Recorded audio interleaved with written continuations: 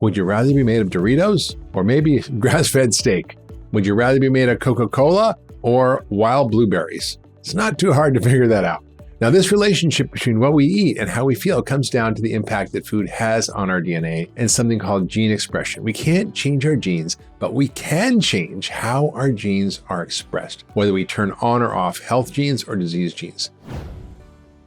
Welcome to the Doctor's Pharmacy. I'm Dr. Mark Hyman, and welcome again to another juicy episode of Health Bites. Now, before we begin, I want to ask, do any of these symptoms sound familiar to you? Chronic fatigue, joint pain, muscle aches, bloating, constipation, diarrhea, irritable bowel syndrome, and acid reflux. You got any of those?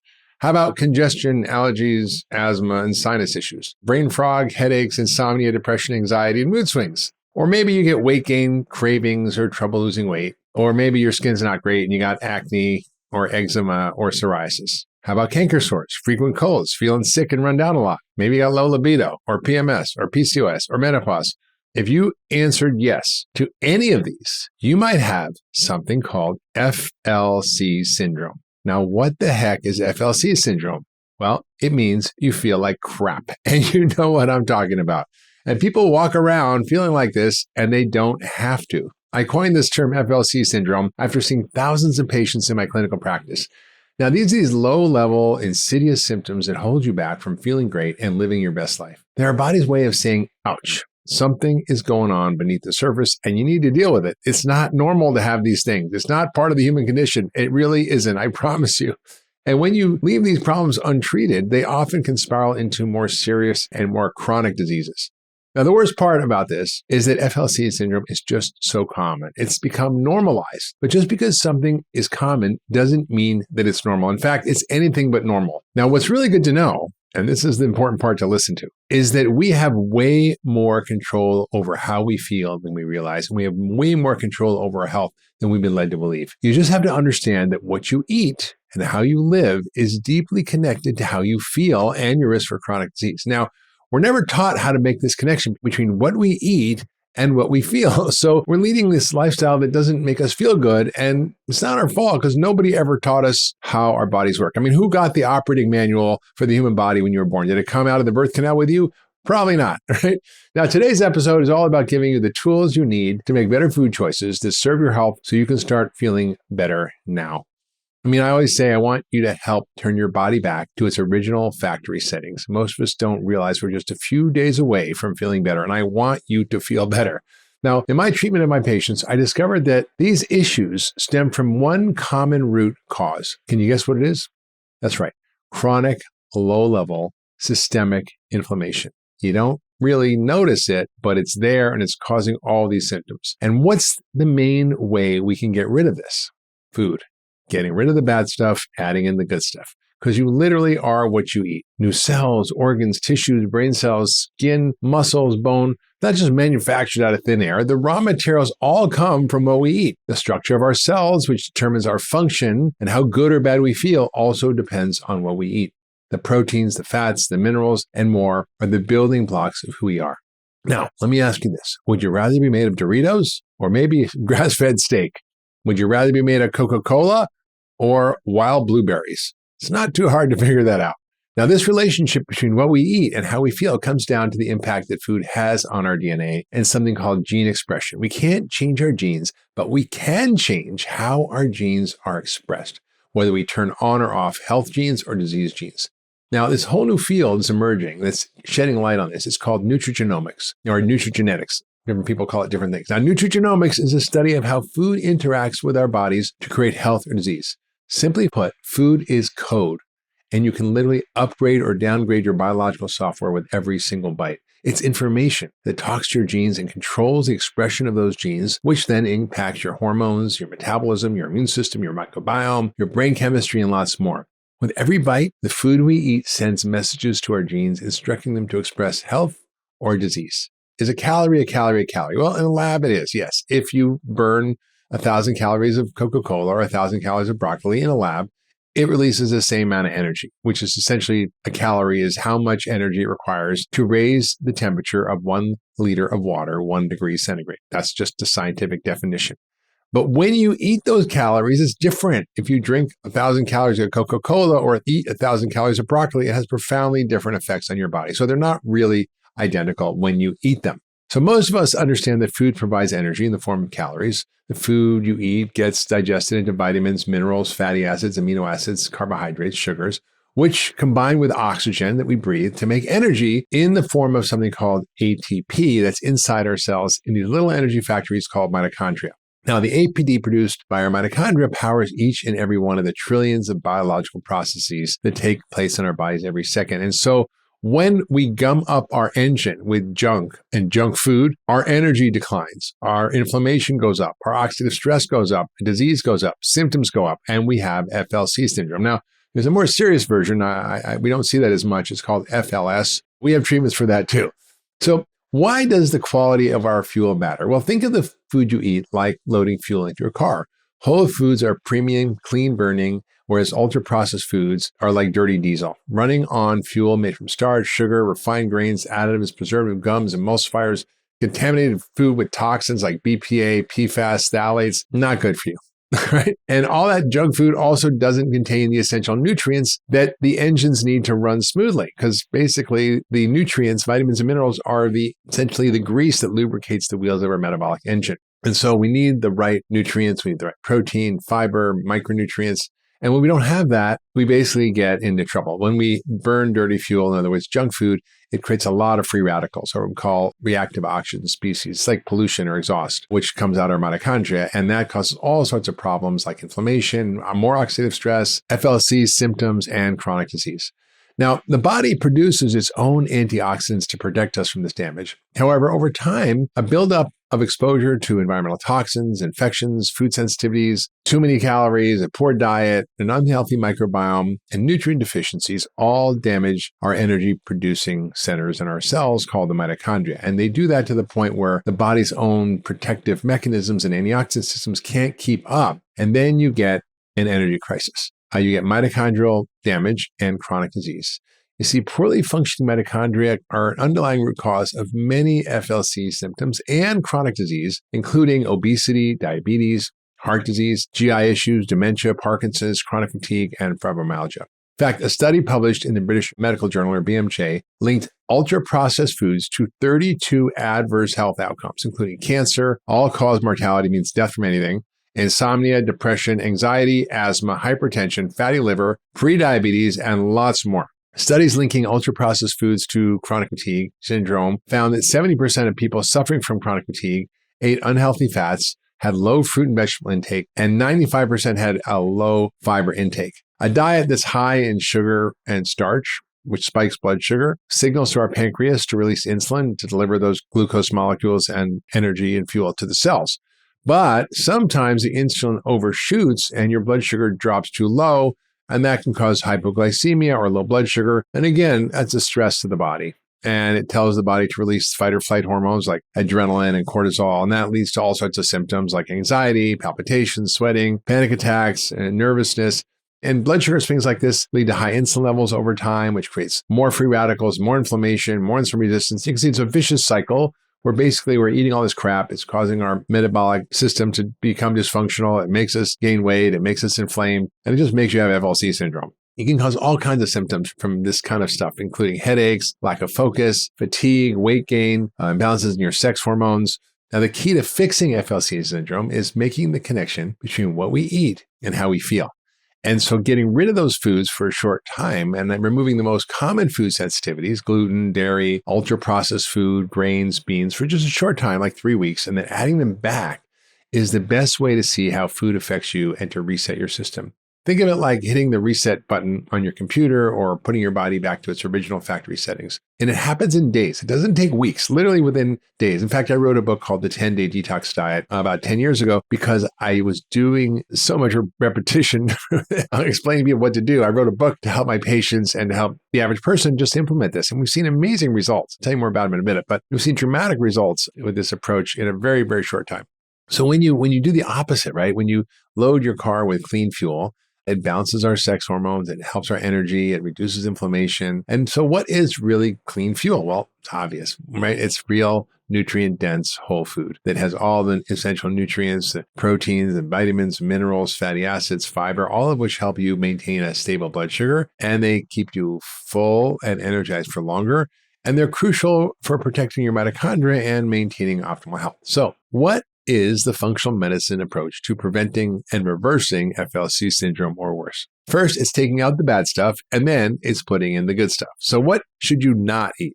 Well, over 30 years of practice, I developed a simple addition-subtraction diet, or what we call an elimination reintroduction diet, to help you reset your body to its original factory settings and identify how many of your FLC symptoms are related to what you're eating. So just take out the bad stuff. Don't eat ultra-processed food. You shouldn't ever eat it anyway, but especially for this initial period, I would say ideally 21 days, but minimum 10. Ultra-processed foods are basically engineered to be hyper-palatable, to be addicting, to make you crave them, to make you want to eat more. They're high in added sugars, in flour, in unhealthy fats, in sodium, refined oils, gums, artificial flavors, dyes, preservatives, and they're low in really things we need, like essential nutrients such as vitamins, minerals, fiber. Now, certain things are worse than others. Thickeners, gums, emulsifiers like carrageenan, xanthan gum, lecithin, locust bean gum, all can cause inflammation and dysbiosis, the overgrowth of bad bugs in the gut. And these emulsifiers, these thickeners, which are in all the processed food, essentially irritate the gut lining. They cause a leaky gut, and they cause this low-grade systemic inflammation, which is the driver of FLC syndrome, right? Joint pain, fatigue, headaches, irritable bowel, bloating, gas. Ultra-processed is basically deconstructed foods from commodity products like corn, wheat, and soy that are reassembled in totally different chemical structures to something that the body doesn't even know what to do with. And that's what makes us sick. Now, the center aisles of the grocery store are full of processed junk, and you don't want to go down there. I mean, occasionally you want a condiment or something, fine, but just stay out of the aisles. I did a whole episode on this, and I'm going to link to it in the show notes as well, so you can learn more if you want. Now, what are the big things that seem to be causing FLC syndrome? I think dairy, gluten, and sugar are probably the top three. So if you don't want to do everything, you don't get rid of everything, I would say dairy, gluten, and sugar. Generally, I recommend that people actually really limit their sugar and most gluten and most traditional dairy because they definitely cause inflammation. They disrupt our gut health, and they contribute to a wide range of chronic illnesses, from migraines to chronic fatigue to autoimmunity. The list goes on. That's not to say that some dairy is not fine, like sheep or goat, or some forms of grains can be fine. But most of the time, I would say dairy and gluten are the number 1 and 2 culprits. And this is after decades of practice and also what the literature supports. Now, this can occur even with people who don't have celiac disease. Why? Because dwarf wheat, which is the kind of wheat we're eating now, has a much higher starch and gluten content today than it used to 100 years ago, because it's basically been hybridized and has way more gluten proteins, and it's more likely to cause leaky gut and more likely to cause inflammation. Now, on top of being inflammatory, today's wheat is often sprayed with the weed killer glyphosate at harvest to dry it out, which, aside from being a known carcinogen, acts like an antibiotic, wiping out our good gut bacteria and even damages the lining of the gut. So it's bad for your gut. And that can lead to intestinal permeability increases or leaky gut. So you want to avoid all the starchy stuff, right? All the gluten-free stuff, everything, right? Bagels, wraps, pasta, pastries, bread. Even ones that say gluten-free on the label, they're often worse because they're even more starchy. You want to avoid sugar in all forms, right? Everything. Syrups, nectars, honey, stevia, sucralose, xylitol, any of the sugar alcohols, they all can drive inflammation. Just quit it cold turkey for 10 days. You can do anything for 10 days, right? Just 10 days, see how you feel. You don't want to trust me. Just trust your body. It will tell you whether it likes it or not. At the end of 10 days, you'll know if you feel good or if you feel bad, if you have your symptoms resolved or if you've still got lingering symptoms, and maybe it's something else besides food. Maybe it's heavy metals or mold or Lyme or something else. But most of the time, it's food. So when you get to the cleaning up of your diet, you get rid of all the inflammatory foods, you get rid of a lot of the FLC syndrome and more serious diseases.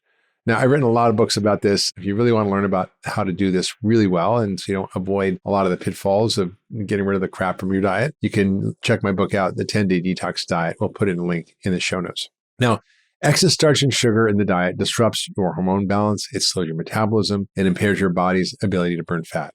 So don't eat it. Okay? Or just very little, right? Dairy. Stay away from industrial processed milk and cheese. Conventionally raised dairy cattle are often treated with hormones and antibiotics, and that messes up your hormones and can contribute to antibiotic resistance. And dairy also contains allergenic proteins and inflammatory compounds that can trigger immune responses and lots of inflammation in the body. You also want to avoid flavored and sweetened things like yogurt or kefir, which can have upwards of 20 grams of sugar per serving, which is a lot. Now, choose plain unflavored varieties. I would encourage you to have maybe even sheep or goat dairy as cheese and even yogurt. Heirloom sources, for example, grass-fed A2 cows that there are out there, which are better. Locally sourced cheeses that are often better tolerated from regenerative farms or grass-fed farms with A2 cows. A1 casein is essentially the one that causes a lot of the inflammation. Also, don't drink liquid sugar, right? Fruit juice, sugar-sweetened beverages, all these lead to sugar spikes in the blood, increased belly fat storage, a greater chance of developing prediabetes and type 2 diabetes. And many juices, even quote green juices or smoothie bowls, are made with really high glycemic tropical fruit like bananas, mango, pineapple, and they may have as much sugar as a soda. Now there's vitamins, minerals, and fiber and a few better things, but still it's a whopping load of sugar. Juicing and blending destroys fiber, which helps slow the fructose absorption and promotes satiety. So you just basically don't want to drink juice, even if it's healthy, juice like orange juice you think is good or apple juice. It's basically like drinking liquid sugar and fructose in particular, which has some problems. And we've talked about that on the podcast before. You might want to check the one I did with Dr. Robert Lustig, where we go in detail about what fructose is and what it does to the body. Also, alcohol, not a good thing to do if you want to reset your body. Just get rid of alcohol. Actually, it's amazing epigenetic test that I recently did on myself. And they can actually tell how much alcohol you drink just by looking at your genome and the epigenetic marks, which will scare you off alcohol for good, I think. And basically in your body, alcohol turns to sugar, especially when mixed with sweetened mix. I mean, so many mixed drinks are so sweet. I can't ever drink those. But also all the sugar and sweetened coffees and teas, not good. Diet sodas sound like they're healthier, but they actually may be associated with other issues, gut microbiome changes. I mean, they're for sure better than soda, but not better than water for weight loss. Also, avoid drinks with more than 5 grams of sugar per serving. 4 grams is about a teaspoon. And that includes flavored nut milks. Watch out for those. Creamers, protein drinks, green juices, kombuchas, which have a lot of sugar. So that's what not to eat. That's what you get rid of, right? Processed food, sugar, starch, all the high glycemic fruit. Get rid of all liquid sugar calories. Get rid of gluten, dairy. I would also say grains and beans. And the reason for that is that a lot of people have gut issues. A lot of people have metabolic issues, and they're just a little starchier, a little more high dose of carbohydrates. They can be harder to digest. We just want to give your body a break. Not to say grains or beans are bad. It's just for the 10 days, I would get off of them. All right. What should you be eating? Well, you should be eating medicine, right? And now you might think, oh my God, Dr. Hyman, that just sounds overwhelming. I don't know. It's a lot. But there's so many delicious foods that we can eat to fuel our bodies while reducing blood sugar spikes. Now, if you're thinking to yourself, gee, can I have monk fruit? Can I have this? Can I have that? It probably means you're an addict, right? You're negotiating. So just be aware of that. When you eat in the right way and you add in the right foods and you take out the bad stuff, your blood sugar balances, you get less inflammation, your cravings that are very addictive tend to go away, usually by day 2 or 3 at the latest. And at the same time, you want to eat all the good foods that are going to support your optimal health, right? Nutrient-dense whole foods that control blood sugar, to make you feel full, quality protein, about a gram per pound of body weight, ideal body weight. We generally raise meats like wild game, elk, venison, bison, grass-fed beef. Wild-caught fish, the small ones like salmon, mackerel, anchovies, herring, sardines. Pasture-raised poultry, chicken, turkey, pheasant, if you can get that. I don't know if you can get that, but sometimes that's okay. Duck, whole organic, non-GMO soy like tofu, tempeh, although it's a bean, but it's processed in a way that's easier to digest and less reactive. Eggs are fine, pasture-raised eggs or omega-3 rich eggs. Goat and sheep cheese, I probably would stay away from for the first 10 days. If you want to do ideally a full elimination to see if you really want to hit the reset button, I would just get rid of all dairy. But if you want to add back stuff, add back goat and sheep, which are a little bit better tolerated. And a lot of healthy fats, right? Good fats don't make you fat, right? If you want to replace the bad fat with the good fat, just get rid of all the soybean oil, canola oil, safflower oil, sunflower oil, cottonseed oil, vegetable oil, hydrogen oil, margarine, palm oil. Those are all just not things to be consumed. And eat the good fats, right? Anti-inflammatory omega-3s, olive oil, right? From monounsaturated fats, macadamia nuts, which are like the olive oil of nuts, lots of omega-3s from your diet, the smashed fish I just mentioned, salmon, mackerel, anchovies, sardines, and herring. Walnuts, chia, flax, hemp seeds, lots of olives, olive oil, avocados, almonds, pecans, macadamia nuts, almond oil, macadamia nut oil. That all is monounsaturated, although they are often complex mixtures of other fats as well. What about saturated fat? Well, some people can do fine in it, some people don't. You have to be aware of what your body does. But coconut oil, grass-fed butter, ghee, things that are rich in prebiotic fibers that help your gut bacteria and phytochemicals, like probably 30 to 50 grams to feed and grow your good gut bugs to help your gut stay healthy, which if you haven't understood from this podcast yet, getting your leaky gut sorted is a key part of getting rid of FLC syndrome. Eat lots of veggies, non-starchy veggies, unlimited refills. You're going to have 6 to 8 cups, which is not 5 to 9 servings. It's more like 12 to 18 servings. So fill your plate with 75% veggies: kale, broccoli, lettuce, radishes, arugula, celery, bok choy, asparagus, bell peppers, watercress, cauliflower, Brussels sprouts, tomatoes, dandelion greens, hearts of palm, eggplant, cucumbers. The more color, the better. What about fruit? Can you eat fruit? Yeah, you can have fruit, about a half a cup of berries or 1 piece of fruit a day. Just keep it low because, again, it turns into sugar. We're trying to just keep the sugar really low for the detox. And then you'll see how you feel. Like, oh my God, my FLC syndrome's gone. My joints feel better. I don't have migraines. My digestion's good. My sinus is better. When I'm posting a little drip, my PMS is gone. My energy is better. I'm sleeping better. The list goes on and on and on. So make sure if you're going to have fruit, the citrus is fine. Lemons, limes are fine. Stick with the berries: blackberries, strawberries, raspberries, wild blueberries. The higher tropical fruit you don't want to eat, like the pineapple, bananas, mangoes. Those can spike your blood sugar. Obviously, no fruit juice. Lots of spices and herbs. Go for it, right? Cinnamon, fenugreek, ginseng, berberine, oregano, sage. All that's great. We're going to put a link to how to do the 10-day detox in the bio. So check it out. We're going to put it in the show notes. In fact, I led a group of 600 people through this detox. They lost 4,000 pounds in 10 days, an average of 2 inches from their waist, 2 inches in just 10 days, 1.4 inches from their hips. The average blood sugar dropped 18 points. Blood pressure dropped 11 points. But more importantly, it fixed their FLC syndrome. Now, here's what was remarkable. In just 10 days, all symptoms from all diseases dropped by 62%. And that included things like fatigue, migraines, irritable bowel, reflux, joint and muscle pain, rashes, hives, acne, depression, anxiety, binge eating, cravings, and the list goes on. In other words, any symptom of FLC syndrome seemed to get better. Now, there is no drug on the planet that can produce those results except for food.